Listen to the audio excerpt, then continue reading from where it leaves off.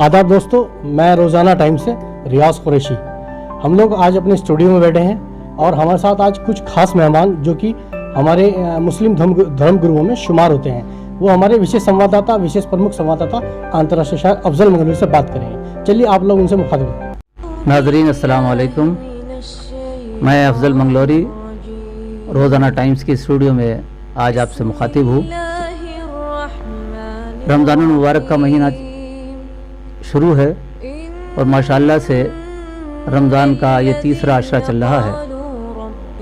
तो आज हमारे दरमियान हमारे स्टूडियो में दो उलमाए कराम मौजूद हैं, मैं उनका इस्तकबाल करता हूँ। मौलाना अरशद कासमी साहब जो मदरसा रहमानिया रुड़की के नाजिम हैं और यहाँ के उस्ताद भी हैं, और मेरे साथ दूसरे जो आलिम हैं वो मौलाना अजहर साहब हैं जो मदरसा रहमानिया के उस्ताद भी हैं, मुकर्रिर भी हैं और ख़तीब भी। तो मैं सबसे पहले, क्योंकि रमज़ान का तीसरा अशरा चल रहा है, मौलाना अजहर साहब से गुजारिश करूँगा कि रमज़ान के तीसरे अशरे की फजीलत पर रोशनी डालें। मौलाना अजहर कासमी साहब। बिस्मिल्लाहिर्रहमानिर्रहीम। हाज़रीन और नाज़रीन, सबसे पहले ये समझें कि पूरा रमज़ान दरअसल ये रूहानियत की बालिदगी और बढ़ोतरी के लिए है, और रोज़ा और इसका फ़लसफ़ा एक ऐसी चीज़ है कि ये बिल्कुल जाहिर है, इंसान के अंदर रूहानियत बग़ैर रोज़े के आ ही नहीं सकती है। आप तारीख़ पढ़ें, ख़ास तौर से अंबिया किराम की तारीख़। हज़रत मूसा अलैहिस्सलाम ने अल्लाह के हुजूर, हम तो 30 और 1 महीने का रोज़ा रखते हैं, उन्होंने 40 रात और दिन के रोज़े रखे थे।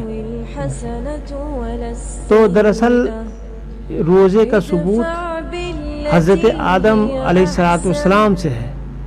आप अलैहिस्सलाम ने भी रोज़ा रखा, आपने पढ़ा होगा।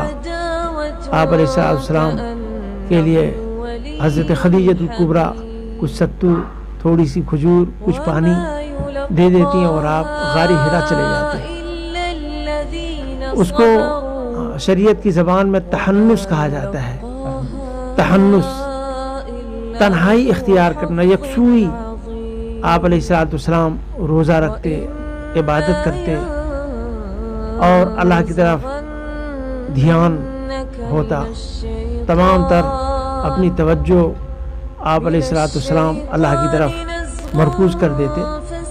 तो दरअसल क्या है कि रमज़ान का भी उसी रूहानियत से ताल्लुक़ है, और ख़ास तौर से आप अलैहिस्सलाम ने हमारी सहूलत के लिए बयान फरमाया कि इसके 3 हिस्से हैं और 10-10 दिनों में तीनों हिस्सों को बांट दिया है।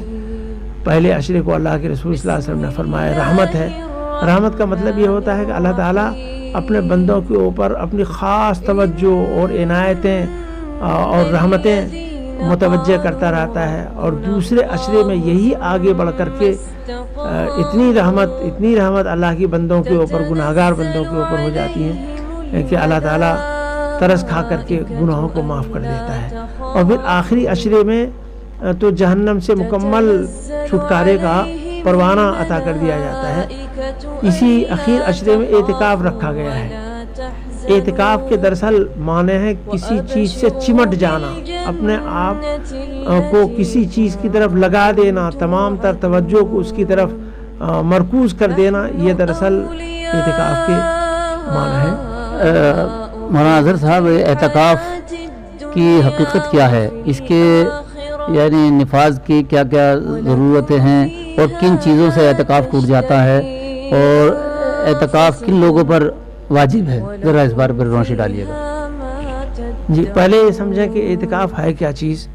तो अभी जिस महीने का दरअसल जिक्र चल रहा है और जिस महीने में हम आप चल रहे हैं, रमज़ान का महीना, दरअसल इस महीने में ये पूरा ही महीना कीमती, बेहद कीमती, लेकिन इस महीने के अंदर एक रात आती है जिसको शब कद्र कहा जाता है, مثال دینے کے لیے اللہ کے رسول نے فرمایا کہ 1000 راتوں سے بھی بہتر ہے، تو یہ مطلب نہیں ہوتا ہے کہ 1000 راتوں ہی سے، مطلب ہے کہ بے شمار بے انتہا راتوں سے قیمتی وہ ایک رات ہے جس کو شب قدر کہا جاتا ہے۔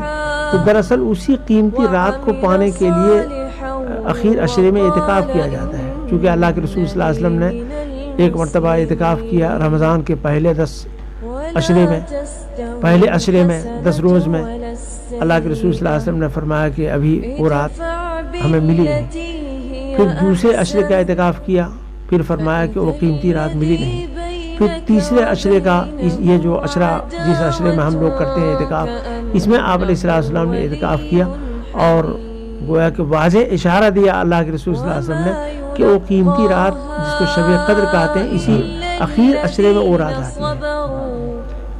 تو وہاں سے دراصل اس کا ثبوت ہے، اور یہ واجب اعتکاف نہیں ہے، دراصل اعتکاف واجب دوسرا ہوتا ہے، وہ منت کا ہوتا ہے۔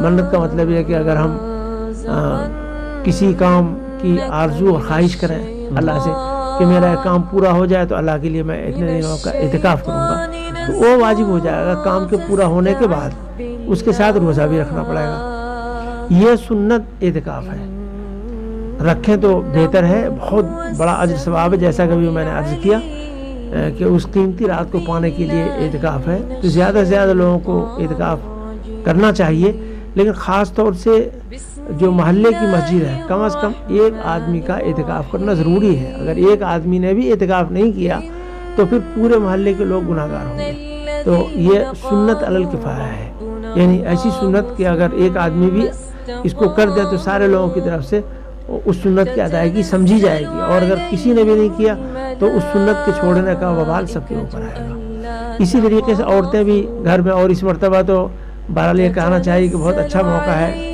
مرد عورت سب گھر میں ہیں تو گھر میں بھی اعتکاف کیا جا سکتا ہے۔ یہ نہیں کہ آج میں یہ مسئلہ بیان کر رہا ہوں، بلکہ 1450 سال سے یہی مسئلہ ہے کہ عورتوں کا اعتکاف گھر میں ہوتا ہے۔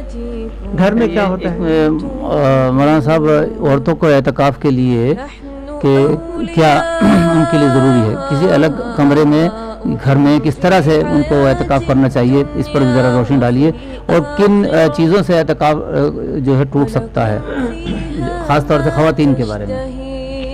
جی، بہتر یہ ہے کہ دراصل اعتکاف مسجد میں ہوتا ہے، تو مسجد 2 طرح کی ہوتی ہیں، ایک تو مردوں کی مسجد ہوتی ہے، ایک عورتوں کی مسجد۔ تو عورتوں کی مسجد کو ہی گھر کی مسجد کہا جاتا ہے۔ دراصل یہ اس حصے کو کہا جاتا ہے جہاں پابندی کے ساتھ گھر کی عورتیں، گھر کی بچیاں نماز پڑھتی ہیں، تو گھر کی مسجد ہو گئی۔ تو اب اگر اعتکاف کسی کو کرنا ہو تو اسی حصے میں کرے، اسی جگہ کرے جہاں کہ یہ عورتیں سال کے 12 مہینوں میں نماز پڑھتی ہیں، اور جس حصے کو گھر کا مسجد کہا جاتا ہے۔ بہرحال اعتکاف کی نیت سے اعتکاف کر لینے کے بعد بہت سی پابندیاں بھی عائد ہوتی ہیں، جیسے مثال کے طور پر جس جگہ میں ہم نے اعتکاف کیا ہے بلا کسی عذر کے، اگر کوئی شرعی عذر ہو یا کوئی طبعی عذر ہو جس کے بغیر کام ہی نہ چلتا ہو، اس کے لیے تو آدمی نکل سکتا ہے اس جگہ سے، باقی اور وہاں سے نکلنا جائز نہیں ہے۔ جیسے مثال کے طور پر آدمی کے لیے پیشاب پخانہ ہے یا نہانے کی حاجت ہو گئی تو اب اس کے لیے نکلا جا سکتا ہے، یا اسی طریقے سے جہاں اعتکاف کر رکھا ہے وہاں جمعہ نہیں ہوتا ہے، دوسری جگہ جمعہ کے لیے جایا جا سکتا ہے، لیکن بلا عذر اس جگہ سے نہیں نکلنا چاہیے۔ یہی حکم عورتوں کا بھی ہے کہ جہاں عورتوں نے اعتکاف کر رکھا ہے جس حصے میں، جس گھر میں، بس اس گھر سے بلا وجہ نہ نکلیں۔ اگر بلا وجہ اور بلا عذر اگر نکل گئیں تو اعتکاف ٹوٹ جائے۔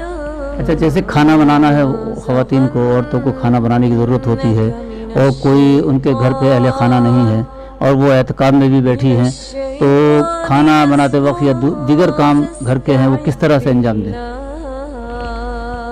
دیکھیے، میں جیسا کہ عرض کیا، سب کے اوپر اعتکاف کرنا ضروری نہیں ہے۔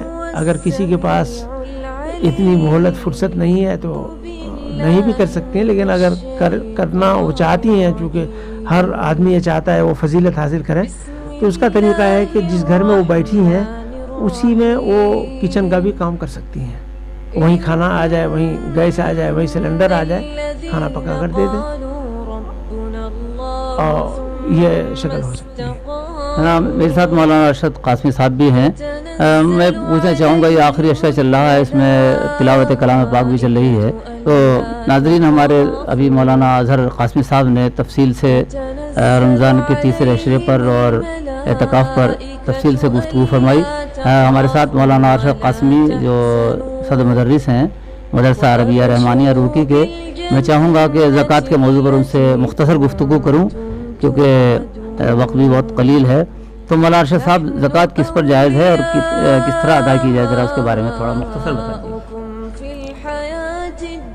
अगर कोई शख्स उसके पास इतना माल है जो मकदार की निसाब को पहुंच गया है, यानी 52.5 तोला चांदी या 7.5 तोला सोना, या उसके पास कुछ नकद है और कुछ थोड़ा सोना है, कुछ चांदी है, और सबकी मकदार को लगा करके उसकी मालियत इतनी पहुंच जाती है कि उसके ऊपर ज़कात जो है वो निसाब, ज़कात का जो निसाब है उस मकदार को माल पहुंच जाता है और उसके ऊपर साल भी पूरा हो गया है। इसके अंदर अगरचे बड़ी तफसील है कि मसलन उसके पास अगर किसी का कोई कर्जा है उसके ऊपर, तो उसका कैसे हिसाब लगाया जाएगा। बहरहाल अगर कोई आदमी जो है साहिब निसाब है तो उसके ऊपर ज़कात फ़र्ज हो जाती है और 2.5% जो है वो माल में से उसको जो है ये ज़कात की मिक़दार निकालना उसके ऊपर फ़र्ज है। यानी 1000 रुपये पर, यानी 100 रुपये पर 2.5 रुपया, 1000 रुपये पर 25 रुपया, 1 लाख के ऊपर जो है 2.5 रुपया ये मिक़दार है। लेकिन वो यही है कि उसकी बहुत सारी तफासील हैं, उसके पास कैसा माल है, तिजारत का माल है या नकद है या सोना या चांदी है, इन चीज़ों के ऊपर ज़कात फ़र्ज है। उसकी बहुत तफसील है जो उलमाए किराम से मिल करके दरियाफ्त की जा सकती है। और गरीब मुस्तहिक़ीन जो लोग हैं उनको जो है जी यतीम, यानी आप ये समझिए कि जिनके ऊपर ज़कात ख़ुद फ़र्ज नहीं है उनको जो है ये माल दिया जा सकता है ज़कात का। बाकी इसी तरीके से वो मदारिस जिनमें इस तरह के तलबा पढ़ने वाले हों, गरीब मुस्तहिक़ जिनका खाना खर्चा वो मदरसे वाले बर्दाश्त करते हैं, वहाँ पर इस रकम को दिया जा सकता है। ये शुक्रिया मौलाना अरशद साहब। तो नाजरीन, आज हमारी रोज़ाना टाइम्स के स्टूडियो में 2 आलिम यहाँ तशरीफ़ फरमा, मैं उनका शुक्रिया अदा करता हूँ। रोज़ाना टाइम्स की तरफ से मौलाना अज़हर कासमी साहब, मौलाना अरशद कासमी साहब का बेहद शुक्रिया। और जहाँ तक ईद की नमाज का ताल्लुक़ है, दारुल उलूम देवबंद और तमाम दूसरे मकातिब फ़िक्र के जो फतवे आएंगे उसकी रोशनी में आप तक वो इत्तला पहुँचा दी जाएगी। रोज़ाना टाइम्स की तमाम टीम के साथ मैं अफजल मंगलोरी, शुक्रिया।